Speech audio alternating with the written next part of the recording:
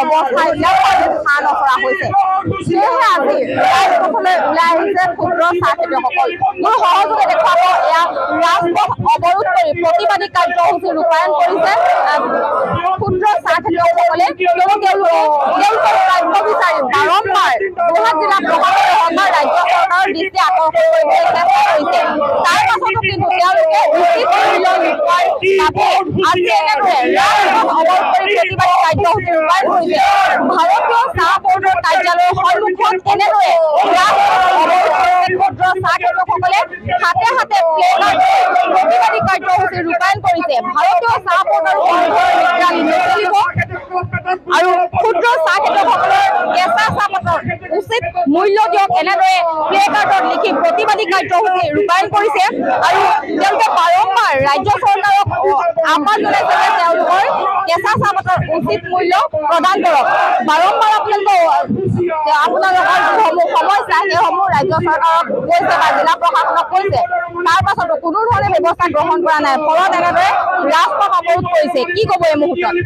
আমি গোটেই অসমত এইকেইদিন একেবাৰে প্ৰচাৰ হৈ আছে ক্ষুদ্ৰ চাহ খেতিয়কৰ অৱস্থা বেয়া। আমি পাত চিঙা পইচা লেবাৰক দিব পৰা নাই। 15 টকা 17 টকা 18 টকা এনেকুৱা গৈ আছে। কিন্তু আজিৰ দিনত আমি 30 টকাৰ ওপৰত পাব লাগে। ভাৰতীয় চাহ বৰ্ডে যিখন আইন আছে MBP minimum bench mark price, সেইটো অতি কমেও আমি 33 টকাৰ ওপৰত পাব লাগে, যিখন মানে নটিফিকেশ্যন হিচাপত ওলাই আহে। কিন্তু আজি আপোনালোকে দেখিছে 14 টকা 15 টকা। অকল যোৰহাটতে নহয়, গোটেই অসমখনত এনেকুৱা এটা ব্যৱস্থা কৰি আছে। কিন্তু আমি চৰকাৰৰ পৰা কোনো সদিচ্ছা পোৱা নাই। আমাৰ যোৰহাট জিলাত মনিটৰিং সভা এখন আছে য'ত DCয়ে মনিটৰ কৰে। তাতো তেখেতে যিখন সিদ্ধান্ত দিছিলে যে অতি কমেও ক্ষুদ্ৰ চাহ খেতিয়কক 25 টকা দিব লাগে, তাৰ তলত যাতে দিব নালাগে, পালে কিন্তু খেতিয়ক বিপদত পৰিব। কিন্তু আজি কলঘৰসমূহে একো কথা মনা নাই। ভাৰতৰ চাহ বৰ্ডৰ যিখন আইন আছে সেই আইনখনো মনা নাই। গতিকে আমি মাননীয় মুখ্যমন্ত্ৰী ডাঙৰীয়াক অনুৰোধ জনাইছোঁ যাতে তেখেতে ব্যৱস্থা গ্ৰহণ কৰক, নহ'লে কিন্তু আমি ৰাস্তাত ওলাই আহিম। ৰাস্তাত আমি ল'ৰা ছোৱালীলৈ ৰুই দিব লাগিব। খাবলৈ নাথাকিলে কি কৰিব? অকল ক্ষুদ্ৰ চাহ খেতিয়কে নহয়, আমাৰ লগত গাড়ীৰ লগত কাম কৰা মানুহ আছে, বাগানত কাম কৰা মানুহ আছে, তেওঁলোকক আমি দৰমহা দিব পৰা নাই। আপোনালোকে দেখিছে বস্তুৰ যি সামগ্ৰীৰ দাম হৈছে, দৰৱৰ পৰা আদি কৰি সকলো। গতিকে আমাক যদি চৰকাৰে সহায় নকৰে আমাৰ কিন্তু বিপদ হ'ব। আমি যিটো গম পাইছোঁ, আজি আপোনালোকে দেখিছে আমাৰ অকল খেতিয়কসকলে ওলাই আহিছে, আমাৰ শ্ৰমিকসকলে কৈছে আমি আপোনালোকৰ লগত যাম। কিন্তু আমি তেখেতসকলক বাধা প্ৰদান কৰিছোঁ, আপোনালোক এতিয়া আহিব নালাগে।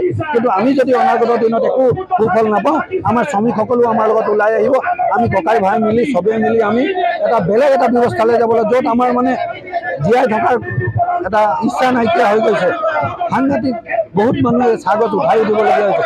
আমাৰ ভাৰতীয় চাহ বৰ্ডৰ আজি আমি যিটো প্ৰথম কাৰ্যসূচী সেইটো সমাপন হ'ব। অনাগত দিনত আমি ইয়াতকৈ জংগী আন্দোলনৰ আমি ব্যৱস্থা কৰিম। বাৰম্বাৰ দাবী জনাই আহিছে আপোনালোকৰ উচিত মূল্য পাব লাগে কেঁচা পাতৰ। তাৰ পাছতো কিন্তু কোনেও আপোনালোকৰ যিসমূহ দাবী সেইসমূহৰ প্ৰতি গুৰুত্ব দিয়া নাই, যাৰ বাবে আজি ৰাজপথত আপোনালোকে অৱৰোধ কৰি প্ৰতিবাদ কৰিবলগীয়া হৈছে। হয়, যিহেতু আমি যিটো ন্যায্য মূল্য আমাৰ ক্ষুদ্ৰ চাহ খেতিয়কে আজি পৰ্যন্ত পোৱা নাই। আমি বিগত সময়ছোৱাত আমি দাবী জনাই আহিছোঁ, অসম চৰকাৰকে হওক বা ভাৰত চৰকাৰকে হওক। কিন্তু ক্ষুদ্ৰ চাহ খেতিয়কসকলৰ কাৰণে তেখেতলোকে কোনো স্থায়ী ব্যৱস্থা কৰা নাই আজিলৈকে, যাৰ কাৰণে প্ৰত্যেক বছৰে এনেকুৱা সময়ত যেতিয়া আমাৰ উৎপাদন বাঢ়ি যায়, কিন্তু কলঘৰসমূহে বিভিন্ন ধৰণে আমাক হেঁচা প্ৰয়োগ কৰি মূল্যটো হ্ৰাস কৰিবৰ কাৰণে চিন্তা কৰি থাকে। সেয়ে আমি আজি দাবী জনাইছোঁ ভাৰতীয় চাহ বৰ্ডক যে আমাৰ ভাৰতীয় চাহ বৰ্ডৰ নিয়ম অনুসৰি আপোনালোকে প্ৰতি কেজি কেঁচা চাহপাতত কিমান পাব লাগে? আচলতে অকশ্যনৰ ওপৰত যিটো আমাৰ নিলাম মূল্যটোৰ ওপৰত এটা আমাৰ TMCO বুলি এখন আইন আছিলে। TMCO আইনৰ মতে 65 আৰু 35 65% আমাৰ ক্ষুদ্ৰ চাহ খেতিয়কক দিব লাগে বিক্ৰী, আৰু 35 মানে কলঘৰে পায়। কিন্তু এই নিয়ম তেওঁলোকে উলংঘা কৰি ভাৰতীয় চাহ বৰ্ডে প্ৰকাশ কৰা যিটো MBP মিনিমাম বেষ্ট প্ৰাইচ সেইটো তেওঁলোকে আমাক নিদিয়ে। গতিকে সেইকাৰণে আমি ক্ষুদ্ৰ চাহ খেতিয়ক আজি ৰাজপথলৈ ওলাই আহিছোঁ যে আমাক উচিত মূল্য প্ৰদান কৰিব লাগে। হয়, এনেদৰে ভাৰতীয় চাহ বৰ্ডৰ যোৰহাটস্থিত কাৰ্যালয়ৰ সন্মুখলৈ ক্ষুদ্ৰ চাহ খেতিয়কসকল ওলাই